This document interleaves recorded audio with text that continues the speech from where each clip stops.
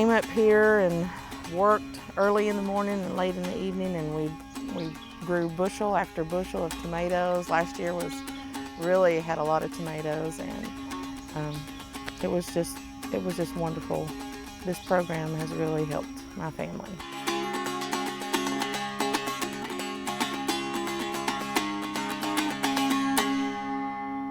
Life has been very, very good. I started out in this great country with virtually nothing. My mom was an immigrant, came out over to Los Angeles. My brother and I were first-generation Americans, very, very proud of it. And along the way, we had a few struggles, but along the way, we had some nice successes. And a few years ago, I was looking, how could I improve our nation? What could we do? You know, physically, with inspiration, as well as financially. Then all of a sudden, you have an Appalachia. Second, third generation, sometimes fourth generation coal miners. They're now out of work. Good people, hard-working people, but they're here in the country. They're here in little towns, and there isn't a lot of employment. Well, how can we best help them? Well, if we take a look at the necessities of life, our food, clothing, shelter, and care. Food was number one. You want to eat. What could we do? And ran across Berea College, spoke to Mr. Dave Cook, and it looked like this was the thing to do. So hence, Appalachia and Grow Appalachia. Basically, we provided folks with everything they needed to grow a garden.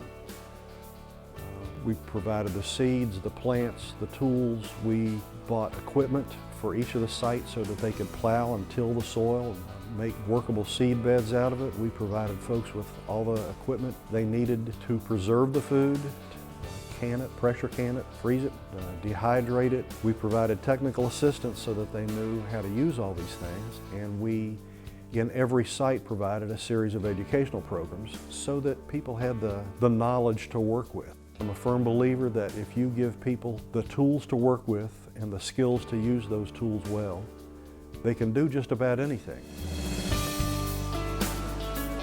I heard heart-wrenching stories from so many of these families. Folks who had been out of work for years, folks who were disabled, folks who were elderly. Mothers told me their children wouldn't be hungry in the winter because of this program. We produced a huge amount of food. To come in here, meet the people, shake their hands, hear the stories about families that were touched by this. A gentleman and his lady and family hadn't worked in 2 years, and when they would get some dollars, they'd worry, well, how do we eat and still pay the bills? Now, they have all the vegetables they could use. In fact, they gave me a whole bucket full of them, this great bucket just full of vegetables, all canned. And so for me to come here and touch these people, hear the stories, hug them, drive them to the tractor, touch the ground, feel the earth, it was just a wonderful experience. I'm here with my wife and my son, John Anthony, and to bring the family in here and to feel what's going on is phenomenal. John Paul's used the phrase on a number of occasions, what we're giving folks is a hand up and not a handout.